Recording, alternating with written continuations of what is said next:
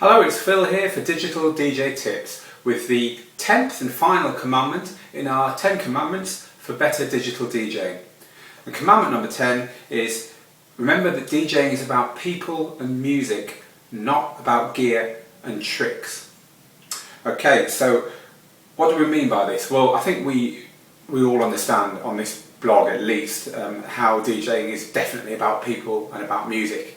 You know, we go on and on about collecting music, finding music, cataloguing your music, choosing your music, programming your music for sets. We talk a lot about reacting to the dance floor, dealing with requests, watching people, making sure that you're keeping people happy and yourself happy and all this kind of stuff. We have articles every week covering this kind of thing.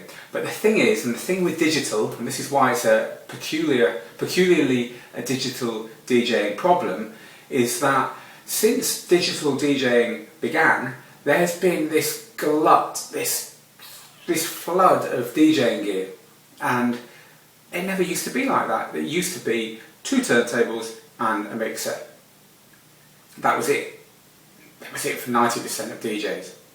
Sure, the big DJ booths had maybe 3 or even 4 turntables in. Some had mixers that had 4 channels on. But for 95% of people, it was 2 turntables and a mixer. So there was just no thought. You didn't go week in, week out thinking, gear, what gear's out, what gear's new, you know, what can I do with the gear that's just coming out that I can't do with this? Should I buy something now and hope nothing better comes out next week? That whole kind of gear debate didn't happen. And with it, the kind of DJ and tricks debate didn't happen either, because there's only so much you can do with 2 turntables and a mixer. Now, of course there are tricks that you can play in DJing, and I'm a technical DJ. I understand beat matching, I understand blending records, I understand balancing EQs, I understand a lot of technical stuff, and when I DJ in a very technical way, covering everything from the choice of music to the key of the music to teasing records in, to sampling loops and playing them over other stuff and all that kind of stuff, all the usual DJing arsenal. You know, I've practiced over the years and I've got even down to a bit of scratching, so I kind of understand all the DJ tricks, don't get me wrong. However, for me, and I would argue for 90-95% of DJs, tricks are not what DJing is about. Tricks are there, they're the icing on the cake to make something good, great, but you've got to make it good first. And the trouble with DJing tricks is that they can become the reason that you're DJing. And gear, like all the modern gear which we have here at Digital DJ Tips, is fantastic. It lets you do all that stuff, but it's no good if you take your eye off the ball and forget the real reason why you're doing it, which is playing music to people. Music and people. So, for instance, for me, and this is my personal DJing style, mixing should be, I always think of it like makeup on a girl. You know, makeup's best when you can't tell it's there. It just makes her look better. And mixing and DJing tricks should make the whole thing look better, sound better. But you shouldn't really notice it, it shouldn't jar.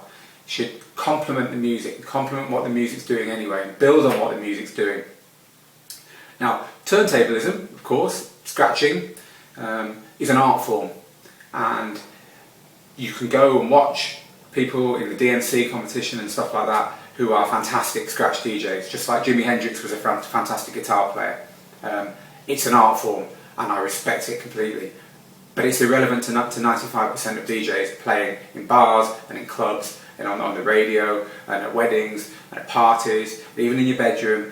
It's not DJing as we know it day to day. And the same with controllerism, the same as sitting there with MIDI mapped goodness and hitting buttons and completely mashing tunes up. It's brilliant fun, it's great stuff, but you won't keep a dance floor busy for more than 10 minutes with it until someone comes up to you and says, "Hey dude, can you just play some music please?"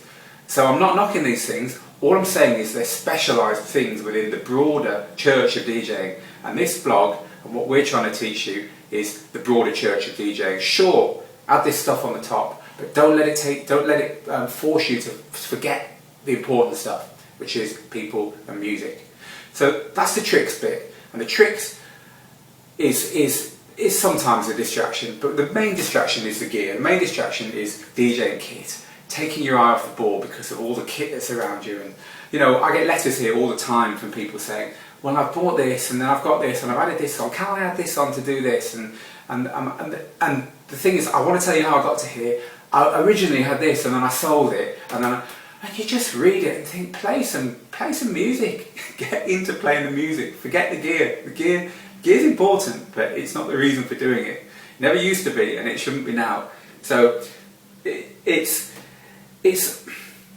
Have you ever got into your iTunes or got into your music library and said, right, I'm going to change all the file names to artist, title, key, .mp3, or I'm going to sort the genres out so it doesn't say dance and electronica, so it says house and dubstep, and or one of a million other things that you can do to your iTunes library, all completely valid things. But have you ever done that because you want to improve the way that you catalogue your records, and then after an hour realised that you weren't actually listening to music while you were doing it? So you were rearranging all your tunes for your DJing when you play music, but you didn't even have any music on. And to me that's kind of missing the point. If you're sat there with a music programme open, for God's sake play some records. It's understanding and listening to your records that's important. And I think it's the same with gear. You can spend so long worrying about your gear and reading up on other gear and stressing over the gear other people have got, and not actually using what's in front of you. And this happens a lot in studios. This happens a lot. If you go to studio forums or to production forums, you'll read top producers saying over and over again, stop fretting about your gear, stop worrying about your gear, and use it to make some music. And it's kind of drifting into DJing as well, as DJing kind of melds with production, I guess, and as the gear expands to fill that new DJ producer void. Kind of the same thing's happening in DJing now. And as I keep saying, don't get me wrong, the gear's great. We major on gear here at Digital DJ Tips, but it's not the biggest part of the equation. The music and the people are the biggest part of the equation. And I just wanted to show you my personal story as to gear, and show you how, for me, this applies. Now, obviously, here at Digital DJ Tips, in order to review the kit, we have to be sent the kit, and I have been sent probably every DJ controller that's worth knowing about over the past year or so. And I've used them all. I quite often take them down to one of my gigs, and I will try the controller out at a gig, and I've had a lot of fun doing it. But I played a gig on Sunday, and for once I didn't have a controller in that I had practiced on enough, that I was used to enough to take with me to play on. Didn't have anything new to try, so I just took the controller which I bought for myself quite a long time ago, after doing a lot of research and after playing only on a laptop because I didn't like any of the controllers, so I was literally just using laptop keyboard shortcuts and playing in clubs for quite a long time. So I used the first controller that I bought after deciding, no, I really do want a controller, I'm sick of using the laptop itself, which was this one, which was the Vestax PCI 300. And I took this with me to my gig on the weekend just gone. This controller has got its good points and it's got its bad points, just like all controllers. And the software that comes with it, Serato Itch, got its good points, got its bad points, like all software.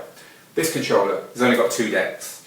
You can't easily scrub through a tune. You can't easily go whack, whack, whack, whack. I'm 2/3 of the way through the record. Do I like it or not? I can't remember.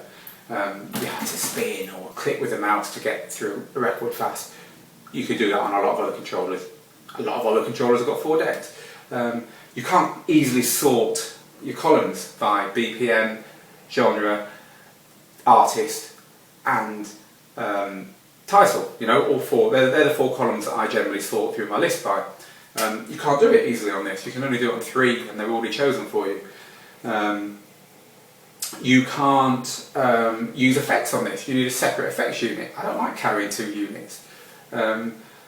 Although there actually is a filter on this, and you have to unlock it. It's like an Easter egg. You have to twiddle the bass controls for a long time. I only found out that you could do that with the filter after about 6 months of owning the thing.